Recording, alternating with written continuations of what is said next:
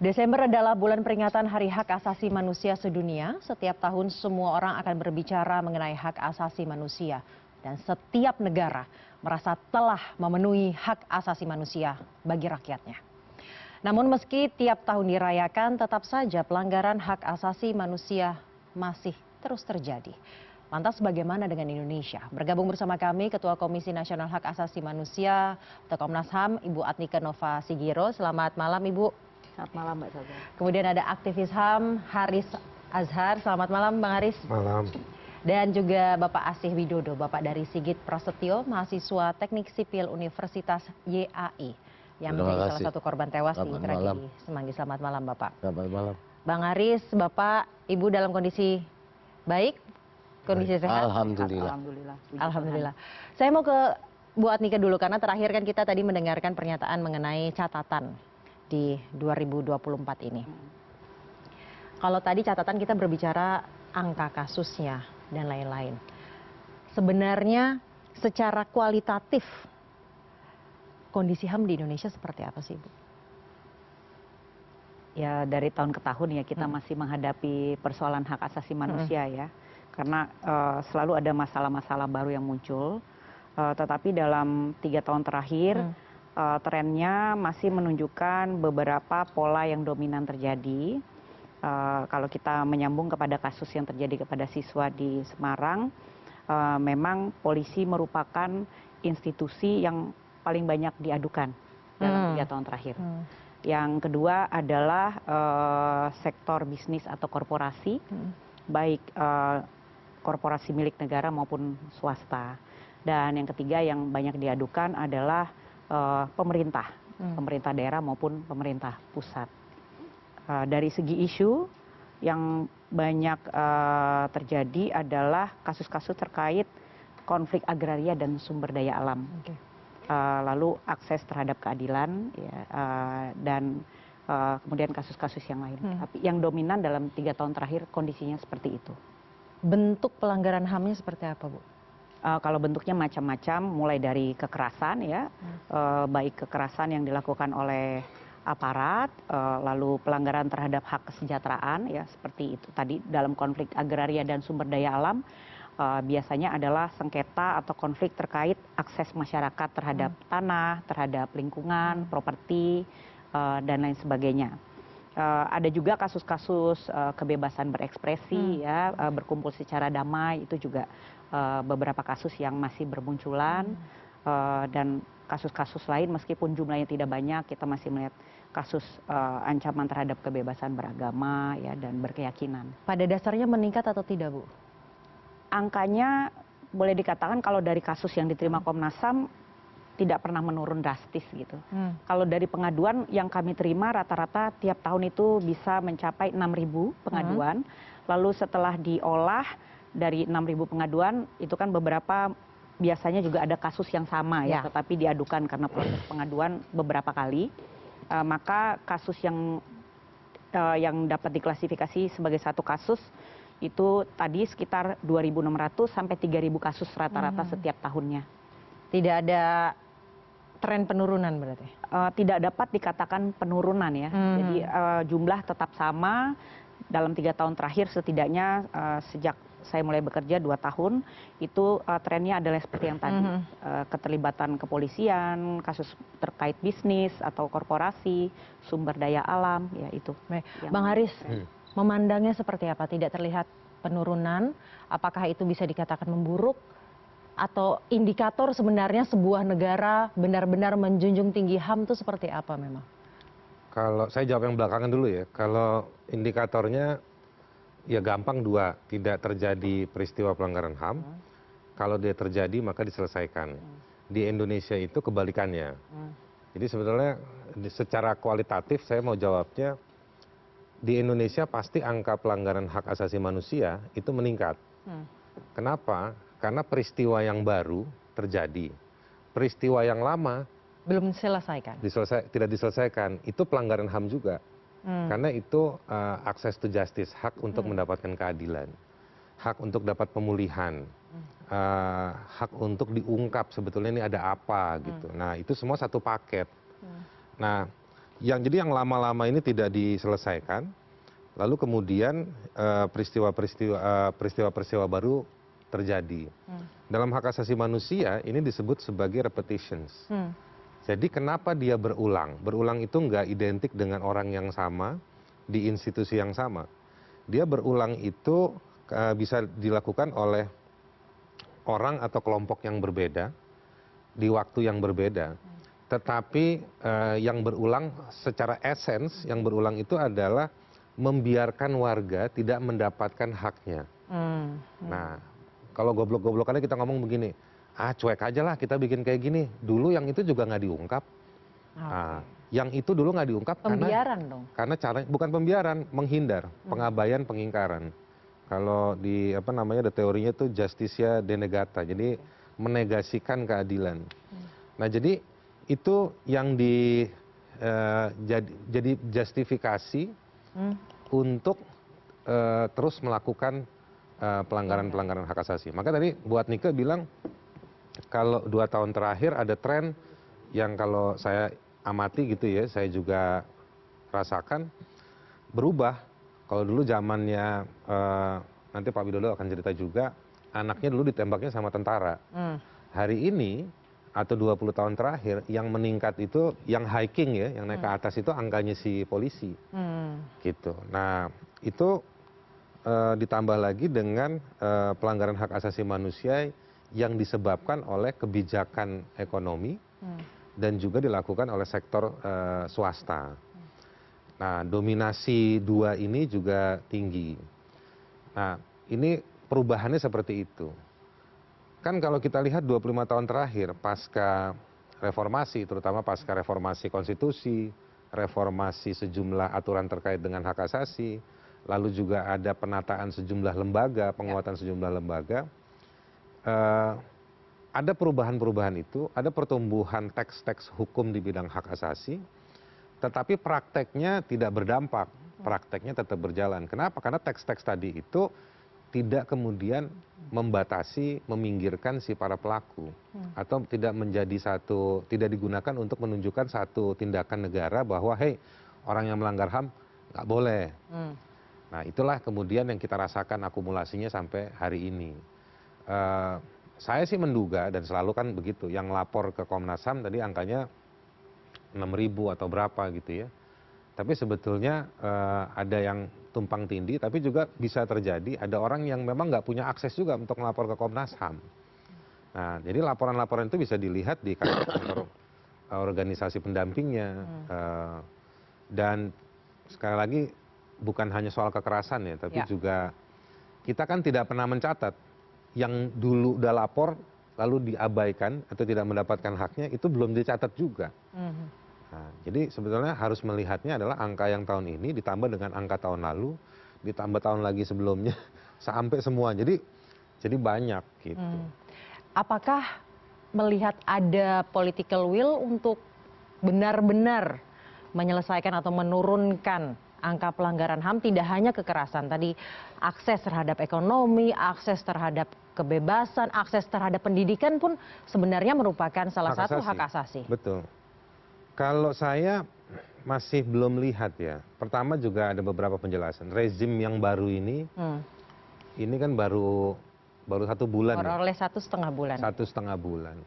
Jadi yang tampil itu masih bentuknya institusionalisasi. Ini karakter orang kalau ganti pemain kan begitu. Rezim ganti pemain. Tetapi rezim yang hari ini juga nggak sedikit banyaknya, tapi cukup banyak meneruskan rezim yang sebelumnya. Nah, rezimnya Jokowi ini sebetulnya saya mau bilang rezim yang anti hak asasi manusia. Why? Rezim yang anti demokrasi. Angka kekerasan atau pelanggaran hak kebebasan berekspresi, berpendapat, berkumpul itu tinggi sekali. Dan makin hari makin tinggi. Lalu soal pelanggaran hak asasi manusia, saya punya concern khusus soal Papua gitu ya. Di Papua juga tinggi. Nggak cuma kekerasannya, cukup stagnan ya, indeks pembangunan manusianya selalu di bawah gitu. Lalu isu soal kelompok-kelompok rentan itu tinggi. Misalnya buruh, ya betul ada itu tahunan lah ya naik UMR-nya. Tapi kan yang mereka akhirnya kena dampak harus di layoff, dipecat dan lain-lain juga tinggi. Saya pikir teman-teman jurnalis juga merasakan itu juga. Betul. Nah, ada lagi misalnya yang paling terdampak itu sebetulnya masyarakat adat ya, atau kelompok miskin di perkotaan karena pola pembangunan yang pro pada investasi. Itu betul-betul dipraktekkan oleh Joko Widodo dan pemerintahannya. Nah, akibatnya apa, banyak orang yang harus tergusur. Konflik agraria tadi yang dikatakan oleh Bu Nike salah satunya. Sebetulnya lebih parah daripada konflik agraria. Dia karena hak atas tanah itu, agraria itu dia terkait ya dengan misalnya hak atas air, lalu hak atas udara bersih, lalu terkait dengan hak atas pekerjaan, hak untuk rumahnya. Karena itu kalau teman-teman lingkungan hidup tuh selalu mengatakan itu soal apa namanya kehidupan mereka. Ini bukan soal tanah dikali berapa, itu enggak. Jadi ini soal existing of life-nya dia, mereka gitu. Nah ini dampaknya cukup banyak. Matematikanya gimana cara kalkulasi keadilannya? Gampang, hitung aja misalnya jumlah PSN yang 220. Dia ngegusur berapa banyak. Itu kan bukan rumah aja yang digusur. Ada hutan, ada tempat kebunnya dan lain-lain. Memang betul ada namanya uang ganti untung istilahnya, bukan ganti rugi. Tapi membangun kehidupan berbasis pada harga tanah kan nggak semudah itu. Nah itu yang banyak terjadi. Nah terkoneksi sama itu adalah ketika mereka bersuara direpresi. Gitu. Angka represi tinggi? Tinggi. Bu Anika, angka represi tinggi setidaknya 3 tahun terakhir. Represi terhadap apa maksudnya? Terhadap kebebasan untuk ketika protes gitu. Berpendapat, berkumpul. Ya, jadi dalam kasus-kasus konflik agraria dan sumber daya alam, di situ juga salah satu dampak sampingannya adalah dalam penanganan konflik itu juga kerap terjadi kekerasan, ya, terutama dalam penanganan konflik.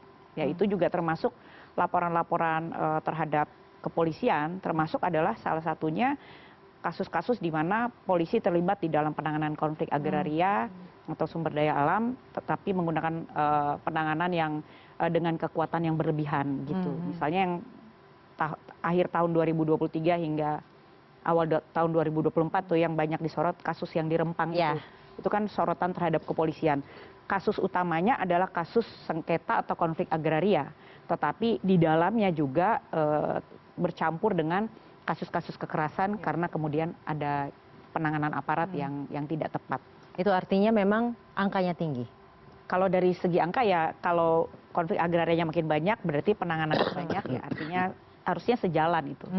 Meskipun saya nggak bisa bilang jumlah persisnya ya. Sebenarnya bukan cuma angka peristiwa ya Mbak, tapi juga angka dampak. Jadi kalau dalam korupsi itu suka ada dibilang namanya potential loss. Nah ini potential loss of rights-nya orang itu seperti apa?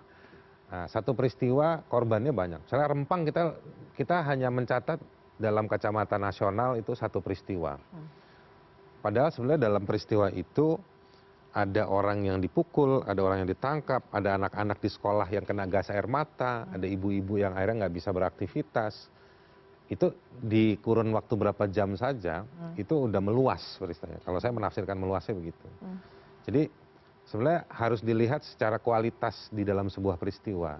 Jadi tidak hanya mengkalkulasi dari mikroskop gitu, wah ini satu gitu. Nah ini menurut saya sebenarnya magnitud dari pelanggaran HAM di Indonesia itu cukup signifikan gitu.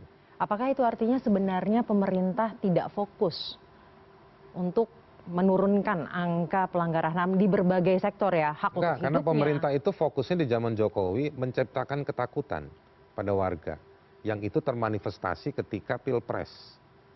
Nah, mobilisasi itu kan kelihatan betul. Dia berpihak, lalu orang-orang pemerintahannya dibawa itu dengan bansosnya atau dengan seragam-seragam tertentu. Bahkan di pilkada kemarin masih terjadi di beberapa tempat. Nah, jadi fokusnya negara adalah membangun dengan tafsirnya. Kalau kita baca peraturan soal proyek strategis nasional, itu tidak ada ruang untuk mengucapkan satu huruf pun bagi warga. gitu. Nah, jadi itu yang dia mau bilang bahwa ini kita mau bangun, lalu berdalih bahwa ini untuk rakyat. Undang-undang Omnibus bilang untuk rakyat, PSN dibilang untuk rakyat. Tapi dari cara berprosesnya tidak pro sama rakyat, itu satu hal. Yang kedua, ketika mendorong proyek pembangunan dan ekonomi tadi itu, si masyarakat yang protes, yang mau ngasih pendapat itu dipinggirkan, nggak didengar, dibatasi dan dipinggirkan, bahkan direpresi. Nah, apa yang terjadi kemudian? Ada keterbelahan yang timpang, ya kan?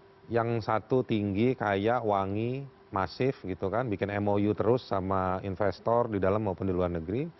Lalu ada peminggiran, ini kelompok rentan, masyarakat miskin, ya kan, tidak terakses atau tidak punya akses. Nah, ini situasinya kayak gini. Jadi marginalisasi itu bukan hanya by karakternya ya, misalnya anak-anak, perempuan, difabel, orang tua, tapi dia termarginalkan secara politis. Dia nggak punya akses gitu. Dan itu merupakan salah satu amanat Undang-Undang Dasar mengenai hak asasi. Wah, itu sih bukan cuma Undang-Undang Dasar. Dikumpulin semua Undang-Undang Dasar di dunia ini ya. Itu menjadi hak asasi. Nah, Ibu, itu kan menjadi amanat tidak hanya Undang-Undang Dasar Indonesia, namun amanat bersama seluruh dunia lah, bisa kita katakan seperti itu ya. Itu udah jadi Bang Haris, ya. udah jadi concern global sejak berdekade lalu lah. Buat nikah paham lah itu. Nah, political will pemerintah kan kemudian dipertanyakan. Bagaimana kalau Komnas HAM melihat hal itu? Kalau dari Komnas HAM kami juga memberikan perhatian kepada strategi pembangunan yang dilaksanakan oleh pemerintah, khususnya di zaman pemerintahan Presiden Jokowi yang baru saja berakhir ya. Memang proyek strategis nasional yang tadi disebutkan ada 200 lebih proyek, itu kan tujuannya untuk mengakselerasi pertumbuhan ya, juga menarik investasi yang sebesar-besarnya. Nah, tetapi dari kasus-kasus yang diterima Komnas HAM cukup banyak kasus-kasus yang dilaporkan itu adalah kasus-kasus terkait PSN, baik soal pengalokasian lahan, kerusakan lingkungan, lalu juga kekerasan yang terjadi di dalam pelaksanaan proyek PSN, persoalan ganti rugi atau kerohiman yang tidak sesuai dengan harapan warga, proses penetapan satu wilayah atau satu proyek dibentuk atau dibangun di satu wilayah. Jadi ada banyak persoalan memang di dalam, baik mulai dari pemenetapan dilaksanakan sebuah PSN, pelaksanaannya, termasuk juga ketika satu PSN sudah berdiri gitu ya.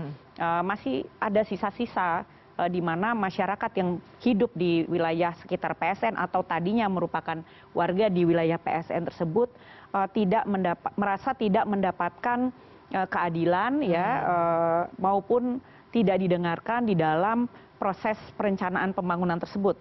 Padahal prinsip-prinsip pembangunan yang berkeadilan itu ada istilah yang disebut free and prior informed consent. Jadi setiap upaya pembangunan, proyek-proyek pembangunan, investasi seharusnya terlebih dahulu dikonsultasikan dengan masyarakat yang patut diduga akan terdampak secara langsung. Nah, hal ini juga diperhatikan oleh Komnas HAM. Jadi kami tidak hanya melayani masyarakat dengan menangani kasus-kasus kemudian mendorong adanya penegakan hukum, kami juga melakukan kajian-kajian terhadap persoalan-persoalan yang dihadapi dan memberikan rekomendasi-rekomendasi agar pemerintah mendorong atau memperbaiki kebijakan-kebijakan yang ada, termasuk kebijakan dalam pelaksanaan proyek pembangunan seperti PSN. Jadi memang pendekatan hak asasi tidak bisa hanya pendekatan penegakan hukum, tetapi juga harus memastikan bahwa kerangka berpikir dan kebijakan dari negara di segala bidang, tidak hanya di persoalan sipil politik, soal kekerasan, tidak tetapi, melanggar hak asasi manusia. Ekonomi dan pembangunan juga agar sejalan dengan prinsip hak asasi manusia. Baik, saya mau beralih sebenarnya, kita mau mulai masuk ke lebih spesifik, selain kita nanti juga akan berbicara mengenai penegakan hak asasi manusia dalam pembangunan, karena di sini ada Pak Widodo, Bapak. Saya mau berbicara mengenai kasus-kasus lamanya terlebih dahulu. Tadi juga sudah disinggung oleh Bang Haris. Bapak melihat apakah ada perbaikan atau perubahan terutama dalam kasus Bapak? Tapi jangan dijawab dulu Pak, setelah jeda Pak, karena saya harus jeda terlebih dahulu. Tetaplah bersama kami di CNN Indonesia Prime News.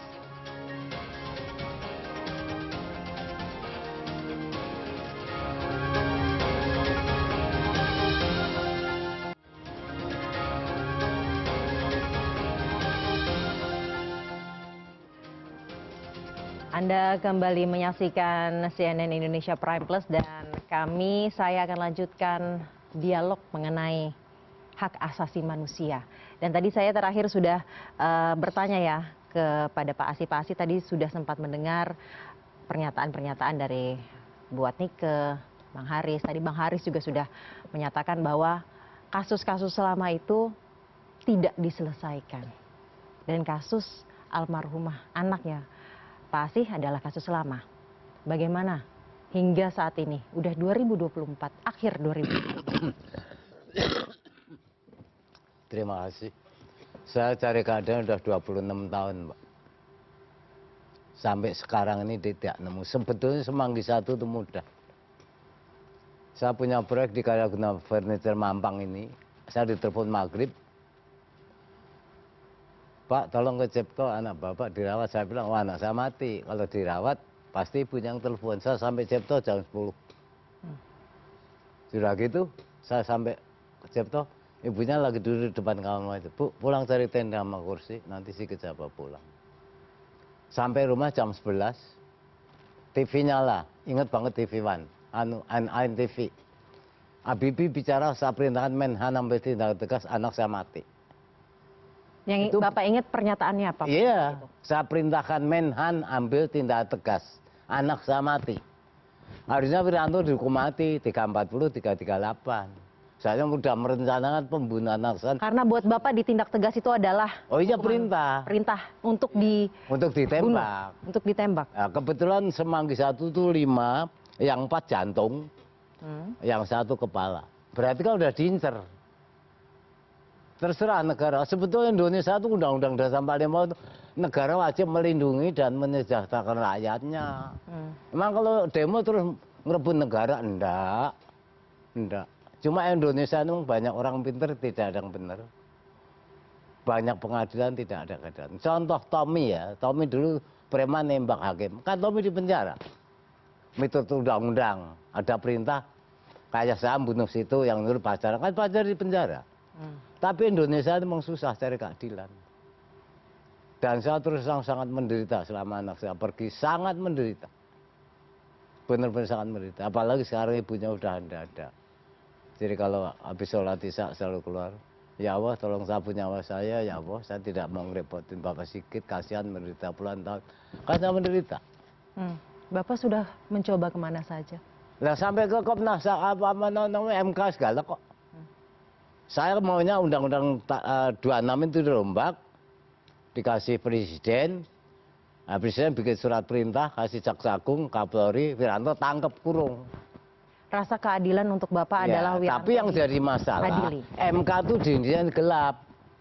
Apalagi matanya, hatinya juga ngelihat kalau saya menderita dia enggak lihat. Pejabat Indonesia dipikir duit aja. Ini mohon maaf ya nak, saya kalau di daerah, dari Ciputat sampai ke Purwokerto ngomong. Itu asal ketemu orang, Pak Des sehat ya, semoga dapat keadilan. Kalau Jakarta tabrak-tabrak. Soalnya Indonesia tuh khusus Jakarta uteknya duit aja. Boro-boro empati, simpati pun enggak ada. Belum pernah mahasiswa kayak, Pak sehat, belum pernah. Tapi saya enjoy aja naik motor gitu-gitu bodo amat. Soalnya waktu ibunya mau pergi kan pesen, Pak sebelum Bapak mati berkalang tanah, tolong cari keadilan, muter Pulau Jawa cari keadilan. Saya bilang insya Allah. Cari keadilan yang dimaksud Ibu seperti apa? Ya suruh muter barangkali di Jawa Tengah ada keadilan. Soalnya di Jawa Tengah, metik daun pun di penjara. Ambil kayu rencek, kayu jati di hutan pun di penjara, itu Jawa Tengah. Kalau Indonesia khusus Jakarta tuh. Makanya saya selalu bilang, kalau AC Widodo cari keadilan, kalau Joko Widodo cari selamat, makanya Wiranto dijadiin Balukam, Wantin Pres. Makanya bener Cak Nun, Jokowi itu Fir'aun bener, ternyata anaknya jadi Wapres. Lebih dari Firaun dia. Coba anak tak congkel matanya. Baik. Kalau memang boleh tak congkel mata nggak nuntut lagi, saya Baik. cucunya suruh bagus. Rasa keadilan untuk Bapak Wiranto harus diadili. Oh iya dong, ada perintah anak saya mati. Baik, Bang Haris, serasa keadilan. Hal-hal seperti ini kan sebenarnya beda-beda setiap orang. Kalau kita lihat dari kasusnya Pak Asih aja, sebenarnya harus seperti apa negara untuk memberikan rasa keadilan tersebut? Di hak asasi manusia itu ada satu prinsip namanya satisfaction ya. Ya. Kepuasan. Kepuasan itu artinya negara dengan terbuka dan menunjukkan effortnya berusaha menghukum pelakunya, lalu memulihkan korban, lalu tadi yang mengungkap itu, dan dia berproses, dan itu korban ikut serta di sana. Nah jadi keadilan itu nggak semata-mata bahwa misalnya si pelakunya diadili, tetapi ceritanya ini seperti apa turunannya. Yang mana itu sebetulnya di 26 tahun terakhir udah banyak investigasinya, dan peristiwa Semanggi itu juga sudah diselidiki oleh Komnas HAM. Nah, jadi materinya sudah ada. Nah, yang kemudian hilang itu adalah prosesnya berhenti. Yang tadi Pak Widodo itu datang ke MK itu, waktu itu lawyernya saya kebetulan. Betul. Kita gugat ke MK tentang pasal 19 di KUHAP kalau nggak salah. Karena berkasnya Komnas HAM itu setiap Komnas HAM pemberkasan kirim ke Kejaksaan Agung yang ditunjuk oleh Undang-Undang 26 untuk menindaklanjuti, nggak lama kemudian itu balik lagi. Jadi dulu kita menyebutnya itu pingpong ya Pak ya, pingpong berkas berkali-kali. Jadi kita bawa ke MK. Menariknya, sebenarnya MK bikin satu pendapat yang benar. Dia bilang ini pasalnya udah benar, cara menjalankannya aja yang Belum. yang tidak tepat di Kejaksaan Agung waktu itu, waktu kita ngajukan ke MK. Jadi norma aturannya sudah betul, prakteknya yang tidak betul. Tapi habis dari MK ya Kejaksaan Agung juga tidak menindaklanjuti. Menurut saya kasusnya Pak Widodo, kasus Semanggi, Semanggi 1, Semanggi 2, kasus Trisakti dan banyak kasus yang lain itu masuk di kategori pelanggaran HAM lagi. Harusnya ada laporan pelanggaran HAM yang baru yang mengatakan bahwa para korban dan keluarga korban ini itu juga tidak dapat keadilan. Tidak dapat keadilan karena tidak dapat akses. Betul. Jadi keadilan itu bukan sekedar pelakunya dihukum, tapi akses, berproses. Akses berproses sebagaimana layaknya. Nah, laporan-laporan itu di Komnas HAM sudah ada, tapi kemudian tidak ditindaklanjuti di level penyidikan yang mana itu Kejaksaan Agung. Nah, ini kan yang terus mandek di situ. Jadi ada blok besar di Kejaksaan Agung. Berapa tahun lalu Kejaksaan Agung itu dalam sebuah raker akhir tahunnya itu pernah didatangi oleh Joko Widodo, bukan Asih Widodo, yang dia bikin pernyataan pelanggaran HAM masa lalu harus diselesaikan. Jokowi setelah dia 7 atau 8 tahun yang dia bikin janji di nawacitanya juga mau menyelesaikan. Bayangkan, setelah 7 tahun dia kampanye, dia terpilih jadi presiden, dia masih datang ke Kejaksaan Agung minta diselesaikan. Dia sendiri sebenarnya mengkonfirmasi bahwa dirinya dan Kejaksaan Agung selama 7 tahun tidak ngapa-ngapain, atau belum ngapa-ngapain, atau tidak menghasilkan sesuatu yang signifikan. Pasca dia datang pun dibikin tim yang hasilnya hari ini tidak ada kasus yang jalan juga. Belakangan muncul PPHAM itu ya, tim pemulihan hak asasi manusia. Tapi ya juga tidak bicara keadilan, bicaranya soal saya nggak paham, tapi kira-kira pemulihan buat korban. Gimana kita mau pulihkan kalau misalnya negara tidak pernah mengakui faktanya yang mana? Kalau mereka mau ngerujuk ke Komnas HAM laporan penyelidikan, itu kan masih penyelidikan. Yang harusnya dia diabstraksi lebih jauh, misalnya di pengadilan, atau harus ngikutin pengadilan menurut Undang-Undang 26. Tapi juga nggak jelas. Nah, saya khawatir kebijakan PPHAM itu hanya kebijakan untuk menutupi sekedar janji atau menutupi bab soal penanganan pelanggaran HAM berat yang ada di nawacita.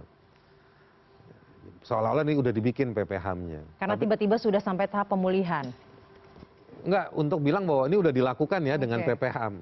Tapi juga ternyata kan nggak selesai. Jadi menurut saya bukti bahwa pemerintahan Jokowi ya 10 tahun itu mengabaikan, itu sudah clear, sudah jelas, sudah terang benderang. Gitu. Jadi proses itu nggak ada. Jadi balik ke pertanyaan Anda tadi, keadilan seperti apa? Tidak akan ada keadilan, kita tidak bisa menjawab keadilan seperti apa ketika prosesnya berhenti. Kita langsung tanyakan saja ke Bu Adnike. Bu, bahwa sebenarnya pelanggaran HAM berat ya kategorinya ya, ini sudah diselidiki juga oleh Komnas HAM. Apakah memang prosesnya kemudian berhenti di institusi selanjutnya atau seperti apa kalau dari hasil investigasinya Komnas HAM? Jadi kalau Komnas HAM sejak Undang-Undang 26 ditetapkan pada tahun 2000, sudah 17 kasus yang telah diselidiki dan disimpulkan sebagai pelanggaran HAM yang berat. Dari 17 kasus, 4 kasus itu sudah diadili melalui pengadilan HAM. Kasus Timur Timur, kasus Tanjung Priok, kasus AB Pura, dan yang terakhir kasus Paniai. Untuk yang keempat, kasus Paniai ini itu sebetulnya sekarang harusnya di tahap pengadilan kasasi, tapi terhenti karena hakim kasasi ad hoc-nya belum terpilih. Nah jadi kasus itu berhenti pada persoalan yang berbeda ya. Kalau yang berhasil diadili, kasusnya selesai, tapi tidak berarti selesai karena di kasus-kasus yang sudah selesai pengadilannya, para korban itu tidak mendapatkan pemulihan, apakah kompensasi, apalagi restitusi, karena para terdakwa itu semua dinyatakan bebas. Sementara syarat untuk mendapatkan kompensasi atau restitusi ya harus ada yang bertanggung jawab dan pengadilan juga memutuskan harus adanya kompensasi atau restitusi. Ke-13 kasus yang lain itu kondisinya lebih memprihatinkan karena contoh kasusnya apa saja Ibu 13 itu? Ada kasus penembakan misterius, kasus 65 penghilangan paksa, Trisakti Semanggi 1 dan Semanggi 2, peristiwa beberapa kasus di Aceh ya, Jambu Kepok, Simpak KKA, kerusuhan Mei 98, Talangsari, Dukun Santet Banyuwangi, Talangsari, Timang Gajah Bener Meriah. Nah, itu saya nggak hafal 17-nya, tapi itu sudah sebagian besar kasus itu. Nah, kasus-kasus ini sudah diselidiki oleh Komnas HAM dan berkas hasil penyelidikannya telah diserahkan ke Kejaksaan Agung. Nah, Kejaksaan Agung memiliki tugas untuk melakukan penyidikan terhadap berkas penyelidikan tersebut sehingga kemudian dapat dibuat rekonstruksi bukti dan saksi yang akan dibawa ke pengadilan. Nah, pada fase penyidikan inilah yang itu terhenti begitu karena kemudian Kejaksaan Agung mengembalikan berkas-berkas tersebut kepada Komnas. Alasannya apa Ibu dikembali? Jangan dijawab dulu Ibu, saya harus jeda terlebih dahulu. Tetaplah bersama kami di CNN Indonesia.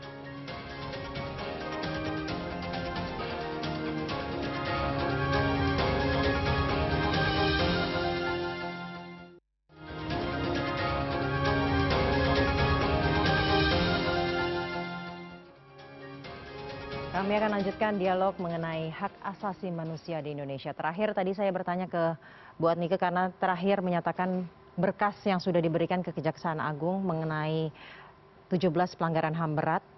Beberapa di antaranya sebenarnya sudah diselesaikan, 4 yang sudah diselesaikan Ibu. Berarti masih ada 13 lainnya yang kemudian dikembalikan. Kenapa dikembalikan? Alasannya apa Ibu? Pada umumnya alasan yang disampaikan alasan prosedur ya. Misalnya barang buktinya dinyatakan kurang, prosedur pengambilan bukti dan saksi dianggap tidak sesuai dengan hukum acara pidana ya. Itu beberapa alasan yang banyak digunakan oleh Kejaksaan untuk mengembalikan berkas-berkas penyelidikan kami. Alasan formil semuanya berarti. Bang Haris, tanggapannya? Kalau kita lihat dari aspek hukum, Kejaksaan mengembalikan itu, padahal semuanya sudah diberikan ya Bu, bukti-bukti dan lain-lain lebih dari 2. Jadi begini, kalau tugas Komnas HAM itu adalah penyelidik pro justisia, kami bukan penyidik.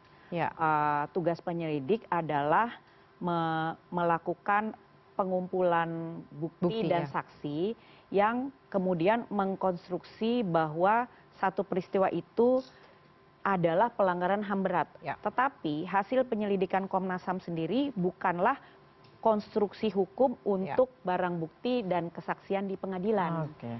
Kita memeriksa satu peristiwa dan melihat unsur-unsur di dalam peristiwa itu apakah memenuhi unsur sebagai pelanggaran HAM yang berat. Atas dasar itu kemudian tingkat di penyidikan menyatakan barang buktinya yang belum cukup walaupun alat buktinya sudah dikumpulkan tadi oleh Ibu ya. Dan memang dari segi hukum acara ada hukum Undang-Undang 26 tentang pengadilan HAM itu tidak menyediakan hukum acara khusus ya. Jadi selalu kejaksaan merujuk pada KUHAP.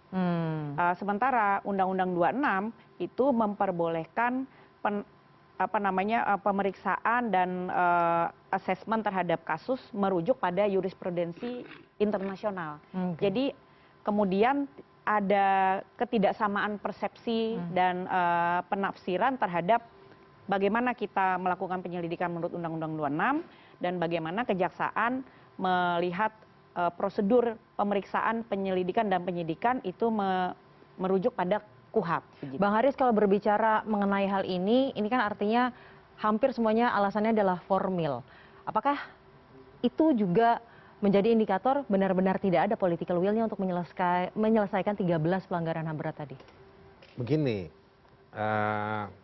pelanggaran HAM berat itu dia mencari dan akan menghukum, meminta pertanggungjawaban dari the most responsible person. Gitu. Jadi yang dicari adalah mereka-mereka yang memang secara sistematis, jadi bukan si pelaku lapangan seperti bangunan teori pidana pada umumnya, beranjak dari rumput menuju pohon besar. Itu pidana kan seperti itu. Salah satu cara mengkonstruksikan. Tapi kalau di dalam pelanggaran hak asasi manusia, di saat penyelidikannya itu dia langsung mengeker pada kebijakan. Nah, jadi akan terlihat potret setinggi apa perintah itu atau orang yang harusnya mencegah tapi tidak mencegah misalnya. Atau yang memang directly secara langsung memerintahkan. Itu satu hal. Otomatis temuan-temuan penyelidikan dari sebuah peristiwa pelanggaran HAM yang berat, dia adalah orang-orang yang memang punya jabatan-jabatan yang signifikan secara politik maupun secara struktur pemerintahan. Terutama mereka, karena pelanggaran HAM berat itu bukan seperti orang senggolan motor spion di jalan. Gitu. Jadi ini peristiwa yang kalau lihat pasalnya di pasal 7, 8, 9 dibilang kan ini ada perintah, ada mobilisasi, ada target. Jadi ini bukan pidana kagetan. Nah orang-orang ini kan orang-orang yang terkoneksi atau orang-orang yang rata-rata kalau kita lihat orang-orang yang sudah punya karir lebih dari 10 sampai 15 tahun pada saat peristiwa terjadi. Nah jadi dia pasti terkoneksi. Ada perintah-perintah yang tidak langsung, yang tidak bukan tidak otentik tapi tidak tertulis ataupun di luar struktur dari situasi yang terjadi. Nah, secara politik lagi kita akan bilang, kalau orang ini diungkap akan terungkap lagi yang lebih besar. Nah, makanya banyak pengungkapan peristiwa pelanggaran HAM itu ketika rejim politiknya berubah. Tidak banyak secara sosiologis ya saya mau bilang, atau secara empirik kalau lihat beberapa peristiwa, jarang yang diungkap dalam satu konteks rejim yang sama. Tapi setidaknya kan kalau berbicara mengenai kasusnya Pak Widodo sudah 26 tahun yang lalu, sudah berapa kali ganti rezim. Betul, kita sempat punya golden moment sebetulnya untuk mengungkap pelanggaran-pelanggaran HAM yang berat itu. Kapan itu Bang? Itu di 10 tahun pertama pasca 98. Dan effort yang agak lebih di pasca 10 tahun itu masih ada. Jadi makanya kalau tadi buat Nika cerita bahwa ada yang beberapa peristiwa di Aceh itu sebetulnya momentumnya kan ketika memang ada spirit untuk membangun perdamaian pasca tsunami di Aceh. Nah jadi Komnas HAM di masa-masa itu pernah hat-trick lah ya, bikin penyelidikan beberapa kasus pelanggaran HAM berat di Aceh, Simpang KK, Jambu Kepuk, itu dikerjakan oleh Komnas HAM, berhasil itu. Nah, jadi ada momentum-momentum itu. Tapi karena momentum-momentum itu tidak berujung atau tidak berlanjut atau dihalangi di level penyidikan, penuntutan dan pengadilan, nah, itu membuat sejumlah kekuatan-kekuatan yang anti hak asasi manusia dia berhasil konsolidatif. Ada penghalangan tadi dihalangi. Dia makin kuat, makin menentukan dalam politik di Indonesia, makin occupied makin menduduki banyak posisi-posisi. Jadi isu-isu akuntabilitas terhadap pelanggaran hak asasi manusia dia mengernyit, gitu. Tetapi dia makin membesar di masyarakat. Tapi di level negara seperti itu. Itu yang kalau analisa saya. Tapi saya ada poin lagi satu, yang menarik itu di zamannya Jaksa Agung ketika Pak Basrif Arif ya. Pak Basrif ini sebetulnya orang yang menjadi penuntut umum di berkas Timur. Oke. Nah, Dan ini salah satu kasus yang sudah selesai ya? yang dibawa ke pengadilan. Yang sudah diadili. Dibawa ke pengadilan ada putusan. Singkat aja, saya ingin menggarisbawahi tadi yang buat Nike bilang betul. 4 kasus pun itu ujungnya semua dibebaskan ya. Nah, Pak Basrif itu bikin peraturan Jaksa Agung tentang tata cara penanganan, khususnya untuk penyidikan dan penuntutan kasus-kasus tindak pidana khusus. Tindak pidana khusus ada 2 di kejaksaan. 1 korupsi, 1 lagi pelanggaran HAM berat. Nah, saya mau ngomongin yang pelanggaran HAM berat. Ada yang menarik. Di pelanggaran HAM berat itu, semenjak munculnya peraturan Jaksa Agung itu, Kejaksaan Agung itu harusnya sudah diinformasikan oleh Komnas HAM kalau Komnas HAM mau melakukan penyelidikan. Maka mereka posisinya sebagai jaksa peneliti. Jadi membantu si penyelidik. Sudah mengetahui dari awal. Sudah mengetahui dari awal. Kalau peraturan Jaksa Agung itu muncul kemudian, ternyata di Komnas HAM sudah pernah ada penyelidikan yang ditolak, harusnya perja itu kan diberlakukan untuk mereview ulang. Nah, saya pernah ngobrol dengan sejumlah petinggi di Kejaksaan Agung pada kurun waktu tertentu lah, kira-kira 2 tahun yang lalu. Mereka paham kok, problemnya ini bukan soal teknis, problemnya politis. Kenapa politis ya tadi? Apalagi sejumlah orang yang ada dalam laporan-laporan penyelidikannya Komnas HAM itu juga nggak duduk manis di rumah siul-siul sama burung. Mereka juga berpolitik, berbisnis, punya akses politik, megang duit. Nah, itulah kemudian mereka tumbuh berkembang dengan bisnis dan politiknya. Nah, jadi mereka punya bargaining dalam politik di Indonesia hari ini. Pak Widodo, kalau sudah mendengar pernyataan tadi dari Bung Adnike, Bang Haris, bahwa ujung-ujungnya it's about politik gitu Pak. Masih ada... Kalau saya enggak tahu politik sih. Yang jelas pertama anak saya itu meninggal itu saya menderita 2 kali. Tanggal 13 November anak saya ditembak tentara. Tanggal 26 September 99 saya ditimpa popor polisi. Kan tulisan melayani dan melindungi. Masa cari keadaan mau debat-debatan, ribut sampai sana saya timpa popor. Saya ngalamin ini untung nggak kena mata. Saya ngalamin. Jadi kalau saya memang negara katanya Indonesia itu negara hukum.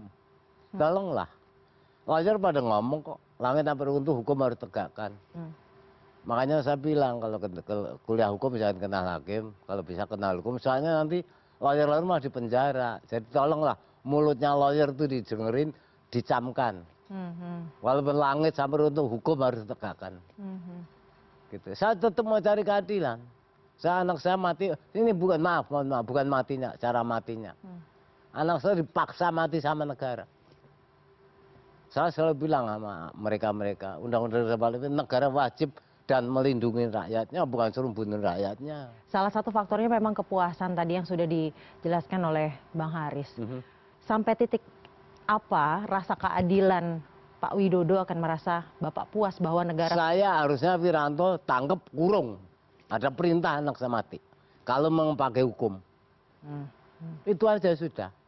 Masa anak saya lebih dari monyet. Bunuh monyet hukum 5 tahun. Pembantu hamil bayi dibuang hukum 4 tahun. Prosesnya panjang Pak Widodo. Pak Widodo merasa atau tidak dilibatkan oleh negara bahwa apa yang anak Bapak alami ini diproses oleh negara? Rasanya enggak sih, saya kan selalu bilang gini, umpamanya Komnas ngirim ke Kejaksaan Agung dibalikin, ntar ngirim lagi balikin lagi, nggak tahu yang goblok tuh Komnas HAM apa Jaksa Agung gitu. Kalau anak mereka tak bunuh nuntut enggak, gitu aja sudah nak. Jadi saya kalau bisa sebelum mati Wiranto harus dipenjara, ada perintah anak saya mati. Saya semuanya sama Allah Subhanahu Wa Taala, ya Allah tolong Wiranto sebelum mati dipenjara. Tapi setidaknya jika kasus Bapak tadi Semanggi I kan belum naik ke tahap persidangan ya, buat Nike ya, setidaknya itu masuk ke tahap persidangan, diadili. Apakah sudah bisa setidaknya memberikan secercah rasa keadilan kepada Pak Widodo? Belum, makanya dulu waktu saya di MK saya bilang, Pak Aceh saya tidak bisa bikin surat perintah Ketua Mahkamah MK nih. Tolong Undang-Undang 26 dirombak, kasih saudara Presiden, Presiden kasih Jaksa Agung, Kapolri, Wiranto tangkap. Iya, saya ingat banget. Sakit hati saya. Jadi saya pernah ke MK kan itu pengadilan tertinggi di Indonesia, tapi mereka malah tidak peduli. Baik. Bilangin tuh suruh ngecat putih biar matanya melek kalau saya menderita. Kan gelap dindingnya. Apalagi matanya, hatinya pun nggak lihat ya. Bang Haris, yang seperti Pak Widodo ini bukan hanya Pak Widodo, banyak di luar sana. Rasa keadilannya sepertinya jauh sekali negara memberikan rasa itu, setidaknya rasa diikutkan dalam prosesnya yang seperti tadi Bang Haris. Kalau saya nyebutnya ada solidaritas penderitaan ya. Jadi misalnya tadi gini, kita duduk di sini baru mulai kita lihat berita soal bapaknya Gama. Ya. Ya, waktu saya lihat bapaknya Gama, di samping saya ada Pak Widodo. Ya. Tapi saya berarti udah menduga nih pasti Pak Widodo connect nih, gitu. Dari bangunan peristiwa atau bangunan narasi korbannya. Yang seperti ini banyak di daerah-daerah konflik dulu, sekarang ada di Papua, lalu di daerah-daerah yang banyak sekarang polisi diterjunkan, atau paling gampang peristiwa-peristiwa kekerasan terhadap anak muda dan mahasiswa. Beberapa demo, ada beberapa orang yang dipukulin, ditangkap, lalu dibebaskan tanpa status. Kalau saya menyebutnya selalu bilang ada mahasiswa yang tangannya keriting karena disiksa dan lain-lain. Itu yang seperti ini banyak. Dia sudah jadi narasi publik di mana-mana. Cerita soal pelanggaran HAM ini udah, orang sekarang ngomong hak asasi udah berani kan. Ya. Lalu dia terkoneksi keberanian bicaranya itu dengan beberapa peristiwa yang mereka hadapi juga. Lalu pertukaran cerita. Forum-forum korban ini, korban itu ketemu tukar cerita ini udah banyak sekali. Laporan-laporan dari versi masyarakat itu udah banyak. Organisasi, saya pikir CNN dan banyak media juga suka meliput cerita-cerita itu. Jadi sebetulnya narasi, fakta, gambaran ya tentang peristiwa ini banyak. Dan sudah tersaji dengan... Sudah tersaji. Jadi saya mau bilang bangsa ini sebetulnya masyarakatnya adalah bangsa yang menjadi korban ya. Bangsa yang sudah hampir banyak yang menjadi korban. Dan yang saya ngerikan itu adalah ada sejumlah orang yang menggunakan kekorbanannya untuk mencari jabatan. Itu juga ada. Seperti apa itu? Misalnya kayak Mugianto jadi wakil menteri ya kan. Dulu dia klien saya yang gugat ke MK sama Pak Widodo itu. Ada sejumlah orang lagi yang seperti itu. Yang menurut saya ini kan jadi ironi ya buat kita. Jadi ada orang-orang yang sebenarnya menggunakan posisi, bukan menggunakan, tapi karena situasinya. Dia menggunakan atau tergunakan situasinya untuk diapresiat dengan cara yang lain, bukan untuk akses keadilan. Nah, situasi ini yang makin banyak. Sejumlah orang juga saya tahu di beberapa daerah tergunakan ya, atau mungkin dia nggak mau juga menggunakan situasi itu. Tapi ada yang menempuh cara dia masuk partai. Ada lagi keluarga korban yang nyalek ya, menyalonkan diri untuk jadi anggota parlemen di tingkatan tertentu. Ada juga yang seperti itu, karena mereka menganggap bahwa, atau misalnya ada teman-teman serikat buruh yang memang mereka bilang mereka punya kekuatan politik secara kuantitatif.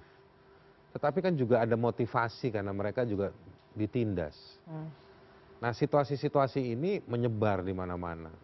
Jadi orang akhirnya karena negara tidak tertib dengan kanalnya, dengan sarananya, mereka akhirnya masyarakat mencari cara, dan itu hukum alam atau hukum sosial. Hukum acara sosial, bukan hukum acara pidana, hukum acara sosial. Jadi mereka cari caranya. Tidak ada pengadilan, tapi ada anak-anak muda yang konsisten tiap Kamis di depan istana mencari keadilan, bersuara. Itulah hukumnya di sana. Jadi itu situasinya sih. Buat Nike, bagaimana kemudian Komnas HAM mengawal, setidaknya selain tadi juga melakukan penyelidikan, tapi mengawal agar rasa keadilan di negeri ini tidak terus-menerus terkebiri, seperti itu ya, Bang Haris ya, terkebiri kah rasa keadilan di negeri? Ini bukan Jangan dijawab dulu buat Nike, Bang Haris, Pak Widodo, karena saya harus jeda terlebih dahulu. Tetaplah bersama kami di CNN Indonesia.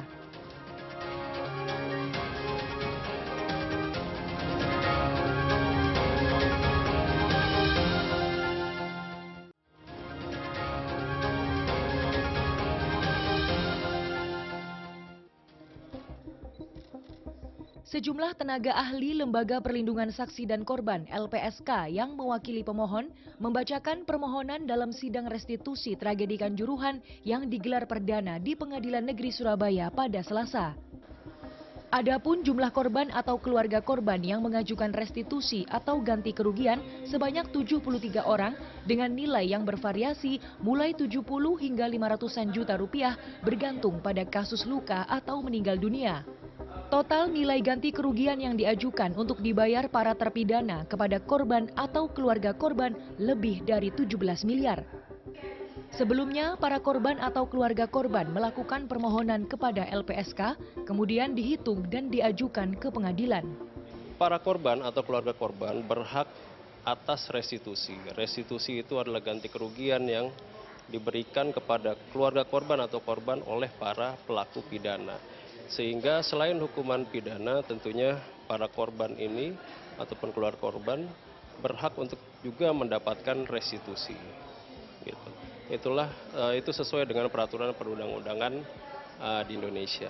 Begitu, Mbak. Dalam permohonan yang tebal itu tadi isinya apa saja, Mas? Ya, selain permohonan ada juga bukti-bukti kerugian dan laporan penghitungan restitusi yang dilakukan oleh LPSK.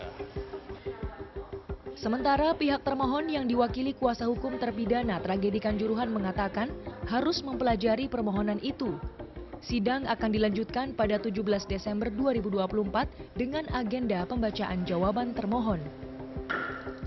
Untuk para korban ini sebenarnya memang mempunyai hak seperti itu, sebagaimana diatur dalam Undang Perma nomor 1 tahun 2022 itu memang mengatur seperti itu. Namun demikian, dan kita tetap harus mempelajari tentang itu. Untuk lain dan selanjutnya nanti kita tuangkan pada jawaban seperti itu ya. Kesanggupannya bagaimana, Pak? Begitu banyak yang diajukan dan kerugian. Maka dari itu nanti kita akan tuangkan pada jawaban kita sendiri nanti kan gitu. Apa saja yang disiapkan, Pak, kira-kira? Bukti-bukti yang lain nanti kita tunggu tanggal 17 ya. Dalam sidang restitusi perdana ini, puluhan keluarga korban juga hadir. Meski sudah mengajukan ganti kerugian, mereka mengatakan nyawa korban tak sebanding dengan uang. Mereka pun menuntut Presiden Prabowo Subianto dan Ketua Umum PSSI Erick Thohir untuk menuntaskan tragedi Kanjuruhan. Saya sangat menyesal, sangat jengkel, sangat gimana ya, karena pihak LIB sama PSSI tidak ada tanggung jawabnya. Berarti selama ini sepak bola itu bohong itu, mafia bola itu bohong itu. Tidak ada di persidangan. Berapa kali ya persidangan kita ini ditunda alasan ini, alasan itu. Kemarin pun ditunda karena alasannya pilkada, kurang kondusif pengamanannya. Tapi ternyata itu buset semua. Itu akal-akalan dari pihak PSSI, dari pihak LIB. Sedangkan LIB itu seharusnya dia itu ganti rugi keluarga korban, dia itu yang penyelenggara. Usai sidang, mereka membentangkan sejumlah tuntutan sekaligus untuk memperingati Hari HAM Sedunia pada 10 Desember. Kanza Tamarindora, Ganjar Wicaksono, Surabaya, Jawa Timur. Saya akan lanjutkan dialog tentang hak asasi manusia di Indonesia. terakhir tadi ke Bu Adnika, kita lagi berbicara rasa keadilan, Bu. Karena rasa keadilan penting dalam hak asasi manusia. Bagaimana Komnas HAM memastikan, mengawal bahwa rasa keadilan terutama bagi keluarga korban dan juga korban HAM dan kasus-kasus yang sudah dinyatakan sebagai pelanggaran HAM berat, rasa keadilannya setidaknya walaupun belum mencapai kata puas, tapi ini dimulailah proses agar mereka sedikit demi sedikit merasa bahwa negara hadir memberikan mereka rasa keadilan. Komnas HAM sendiri tentu tidak bisa memberikan keadilan itu. Apa yang dilakukan Komnas HAM sesuai dengan tugas undang-undang melakukan penyelidikan. Nah, kemudian sebagian besar penyelidikan terkendala, terhambat di tangan Kejaksaan Agung, di penyidik. Kami berusaha mendorong agar kedua lembaga ini dapat berkoordinasi, bekerja sama menemukan standar penyelidikan dan penyidikan yang dapat disepakati. Sehingga berkas-berkas yang lama mungkin dapat diproses kembali, dan juga ke depan, ya kita tidak ingin ada kejadian baru ya. Kalau ada kejadian-kejadian serupa, maka kedua lembaga ini sudah memiliki kesepahaman dalam soal prosedur. Tapi itu tentu tidak mudah, karena ada persoalan gap dalam peraturan perundang-undangan yang memang harus diselesaikan. Ya, tadi yang saya bilang soal hukum acara pidana yang ada memang harus dibuat khusus untuk pelanggaran HAM yang berat. Seperti yang dijelaskan oleh Bang Haris tadi ya. Haris tadi ya, kejahatan pelanggaran HAM yang berat itu memang tujuan utamanya membuktikan tanggung jawab negara. Karena di dalam peristiwa-peristiwa pelanggaran HAM berat, di situ ada dimensi keluasan, kesistematisan dari satu tindak pidana yang tidak mungkin terjadi karena niat jahat individual ya. Jadi ada sesuatu yang sistematis, maka ada disebut pelanggaran HAM itu unsur-unsurnya adalah kejahatan atau pidananya terjadi secara sistematis atau meluas. Nah, maka Komnas HAM dalam 2 tahun terakhir ini berusaha duduk bersama dengan Kejaksaan Agung, meskipun ada titik terang tapi sepertinya terhenti karena kemudian pergantian pemerintah ya, tapi kami coba tetap berkomitmen. Sesungguhnya di Kejaksaan Agung juga sudah ada direktur pelanggaran HAM yang berat. Nah, tapi kami belum bisa duduk bersama untuk kemudian melihat secara prosedural apa sih yang menjadi kendala. Tapi itu memang akan rumit kalau hanya didukung oleh atau dilakukan oleh Komnas HAM dan Kejaksaan Agung. Pemerintah, legislatif dalam hal ini DPR harus melihat ada persoalan yang lebih struktural dari persoalan penyelesaian pelanggaran HAM yang berat ini. Saya sebetulnya kurang begitu setuju tadi Mbak Sana menggunakan istilah diselesaikan ya. Ketika satu kasus diproses melalui pengadilan, pengadilan selesai menghasilkan putusan, tidak berarti pelanggaran HAM itu selesai. Dan tidak berarti rasa keadilan itu muncul. Itu ya, keadilan itu di dalam prinsip-prinsip hak dari korban pelanggaran HAM berat tadi disebutkan Haris, guarantee of satisfaction. Kalau satu kasus sudah diadili, dinyatakan pelakunya atau terdakwanya tidak bersalah, maka ada kekosongan keadilan. Karena korban itu kan nyata, ada fakta peristiwa, fakta korban ada. Yang tidak ditemukan fakta hukum siapa pelaku atau yang bertanggung jawab. Lantas apa fakta yang terjadi pada korban dan pada peristiwa itu mau kita maknai sebagai akuntabilitas negara. Itu dari yang sudah diadili. Bagaimana pula dengan yang bahkan disidik pun belum. Nah, maka dalam hal ini pemerintah, DPR, dan juga Kejaksaan Agung bersama juga dengan Komnas HAM harus membuat prosedur atau mekanisme yang dapat memberikan status kepada kasus-kasus yang tidak berlanjut. Bukan selesai, tidak berlanjut atau selesai pengadilan tapi tidak menghasilkan keadilan. Itu artinya harus ada aspek politik juga yang Maka perlu ada langkah-langkah politik yang diprosedurkan. Jadi bukan hanya politik. Dalam era demokrasi, rule of law, maka tindakan politik harus diterjemahkan menjadi satu kebijakan atau peraturan perundang-undangan. Sebetulnya di dalam Undang-Undang 26, di situ disebutkan kasus-kasus yang tidak diselesaikan melalui pengadilan juga dapat diselesaikan melalui Komisi Kebenaran. Di tahun 2016 atau 2004 itu Indonesia sudah punya Undang-Undang Komisi Kebenaran dan Rekonsiliasi, tetapi kemudian undang-undang itu dibatalkan oleh MK. Nah, momentum yang hilang itu harusnya kalau dulu itu KKR terbentuk, maka kesulitan-kesulitan rekonstruksi hukum karena peristiwa sudah terlalu lama, saksi dan bukti tidak bisa lagi diproses secara hukum, itu bisa diselesaikan melalui mekanisme disebut istilahnya non judicial ya, karena kalau yang pengadilan itu disebut judicial, itu seharusnya segera dibentuk sehingga korban mendapatkan hak melalui cara yang lain, tetapi tidak berarti juga itu lebih mudah, menggampangkan dan kemudian sekedar dimaknai sebagai korban mendapatkan ganti rugi. Namun setidaknya negara melakukan proses-proses yang harus dilakukan, harus ada dari hak cara korban yang disediakan. Ketika pengadilan tidak bisa memberikan keadilan atau ketika masalah proses penyelidikan tidak bisa berlanjut ke pengadilan, negara bertanggung jawab untuk menyediakan mekanisme yang lain. Nah, itu yang Komnas HAM tidak bisa melakukan itu sendiri. Tetapi tentu kita berharap negara memiliki keinginan politik, negara di sini ya pemerintah, ya legislatif, untuk memberikan jalan keadilan bagi korban. Nah, bagaimana itu nanti bisa kita dorong bersama-sama, ya di sini ada Pak Widodo, Haris. Saya nggak bilang kemudian semuanya harus melalui Komisi Kebenaran ya. Yang bisa diadili dan memang masih dapat dikumpulkan bukti dan saksi, kita perbaiki prosedurnya. Bang Haris, selain Komisi Kebenaran, bentuk pertanggungjawaban apa lagi yang bisa diberikan oleh negara untuk korban-korban pelanggaran HAM berat khususnya? Meminta maafkah? Atau mengakuikah? Enggak. Atau seperti apa? Saya ingin faktual dulu ya. Ini saya khawatir kita kan waktu PPHAM itu Jokowi bikin, itu laporannya sampai hari ini pun nggak ada. Jadi waktu negara mau bikin political will berproses, gagal juga. Cuman program untuk datengin korbannya jalan terus. Yang mereka lakukan waktu itu sampai hari ini nggak pernah dapat. Itu cuma pernah dapat summary-nya. Yang dijanjikan pasca launching nanti akan dikasih. Yang itu dipakai sama Jokowi untuk minta maaf. Kalau cuma minta maaf, Gus Dur sudah minta maaf. Ya kan? SBY soal Timor Leste dia minta maaf juga. Jadi tuh ini cuma karena happy pendukungnya si Jokowi aja. Oh, ini hebat nih presiden minta maaf. Enggak. Minta maaf itu bukan elemen penting. Yang penting itu adalah membangun indikator akuntabilitas. Dan dia saya setuju sama buat Nike, nggak boleh kita bilang selesai. Kalau misalnya udah ada keadilan, one day Pak, ada keadilan buat kasus Semanggi. Terus tiba-tiba nanti berapa tahun kemudian Pak Widodo mau ngegugat karena ada hal yang kurang. Itu bisa.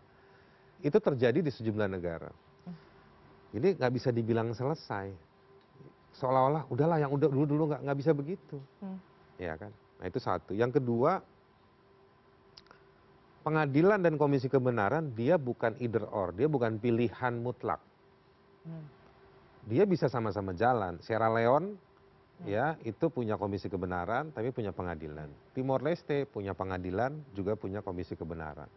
Sejumlah negara itu bahkan menjadikan syarat. Afrika Selatan, Peru, Chile, Argentina semua itu Komisi Kebenaran lalu dibawa ke pengadilan. Jadi ada yang melihatnya sebagai sejajar, ada yang melihatnya sebagai satu kesatuan. Kenapa itu bisa terjadi? Karena mereka taat pada prinsip atau asas, meskipun mereka nggak sempurna. Apa diungkap? Yang diungkap apa seperti ini? Negara harus menjamin itu. Nah jadi menurut saya memang saya sebenarnya dalam sejumlah hal ya, kita ini sebenarnya udah kaya secara sistem. Ada Undang-Undang 26 gitu ya, 39, Undang-Undang 39 juga berlaku, itu juga bisa dipakai. Tetapi juga sebenarnya negara harusnya merespon. Nih, kami minta maaf karena selama ini kami gagal berproses. Jadi bukan hanya pada peristiwa 98, 99 dalam peristiwa Trisakti. Tapi pasca 99 ke sini, negara juga harus minta maaf karena gagal berproses. Nah, untuk itu, untuk peristiwanya dan untuk kegagalan berproses disediakan fasilitas-fasilitas. Nah, itulah yang kemudian akan menjamin kepuasan tadi itu. Sampai di titik mana. Dan menurut saya itu juga bukan tanggung jawabnya Joko Widodo atau Prabowo Subianto, bukan. mereka itu kan driver mobil. Pada titik tertentu drivernya ganti, masalah itu tetap harus diselesaikan, ya diteruskan saja. Oke.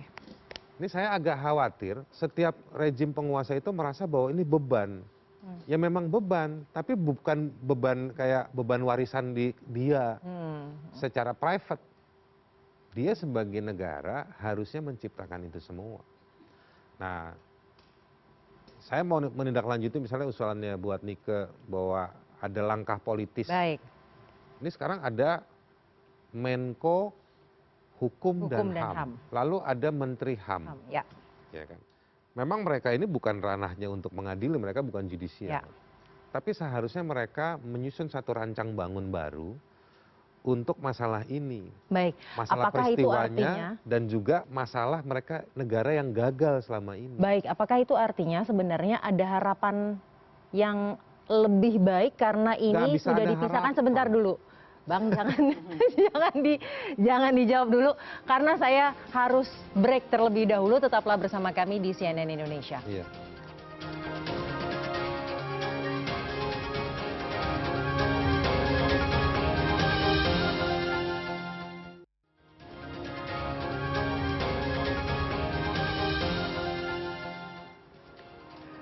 Anda masih bersama kami di CNN Indonesia Prime Plus dan sayangnya ini sudah menjadi penghujung acara ini walaupun masih banyak yang bisa kita perbincangkan.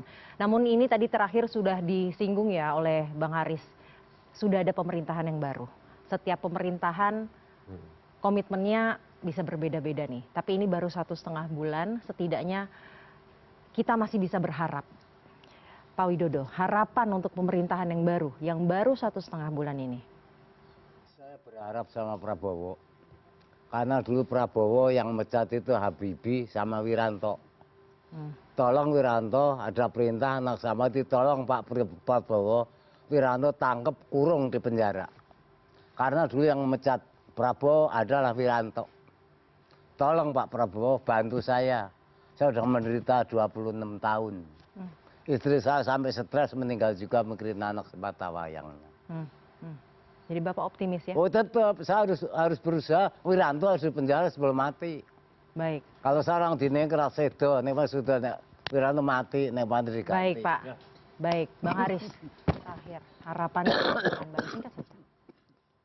Kalau pertama gini, kalau ada Menko baru, ada Kementerian HAM ya, mendorong kebijakan-kebijakan ke dalam pemerintah supaya tidak kebijakan dan juga prakteknya si negara ini di sejumlah kementerian dan lembaga plus pemerintah daerah yang lebih harus ramah hak asasi manusia. Bagaimana mereka ini kementerian lembaga dan pemerintahan daerah ini menghentikan atau tidak membuat kebijakan.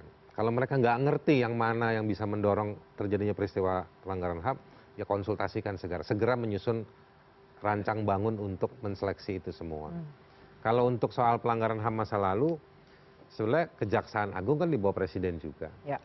Nah, kalau menurut saya konkret ya, Presiden Pak Budi Gunawan yang jadi Menko-nya Kejaksaan Agung dan juga Pak Burhanuddin gitu ya. Saya pikir harus segera duduk bersama Komnas HAM menindaklanjuti. Karena yang di Pak Yusril itu kan Menko itu dia merancang yang baru kan. Ya. Tapi yang existing ini kan juga harus jalan. Ya. Gitu dan Baik. dan itu harus diselesaikan. Baik. Buat Nike. Secara teknis gagasannya apa perlu kita pikirkan. Tetapi saya berharap pemerintahan baru memikirkan jalan apa yang akan kita berikan bagi kasus-kasus pelanggaran HAM berat yang terjadi di masa lalu agar status dari kasus ini dan keadilan yang ingin dihadirkan itu dapat diwujudkan melalui kebijakan, peraturan perundang-undangan, mekanisme dan prosedur. Yang ada bagaimana itu kemacetan itu bisa diperbaiki, misalnya Undang-Undang 26. Apakah ada ide mengenai komisi kebenaran? Mari kita pikirkan. Banyak orang berkata, ayo lanjutkan PPHAM yang lalu. Oke, kita lanjutkan, tetapi tidak bisa dibuat secara incremental, piecemeal ya. betul-betul harus didasari oleh satu peraturan perundang-undangan yang kuat, misalnya undang-undang, badan yang legitimate, dan mekanisme yang akuntabel. Jangan sampai korban ada yang dapat kompensasi, ada yang dapat bantuan, ada yang dapat kesehatan, bulan ini dapat, bulan depan tidak jelas. Ya. Kepastian itu harus diperoleh oleh korban, sehingga itulah muncul rasa keadilan, satisfactory guarantee itu. Kalau tidak, maka selalu korban akan merasa kasus mereka gantung dan terabaikan. Baik. Untuk persoalan HAM yang lain, ya memang harus ada perspektif hak asasi yang muncul di dalam setiap kebijakan, tidak hanya soal sosial politik, tapi juga soal ekonomi. Terima kasih buat Nike, terima kasih Pak Widodo, terima kasih Bang Haris. Satu yang jelas, rakyat Indonesia masih percaya bahwa negara akan hadir dan selalu hadir untuk melindungi hak asasi manusia kita semua. Terima kasih, tetaplah. Terima kasih, saya Syazawi Sastro undur diri, sampai jumpa.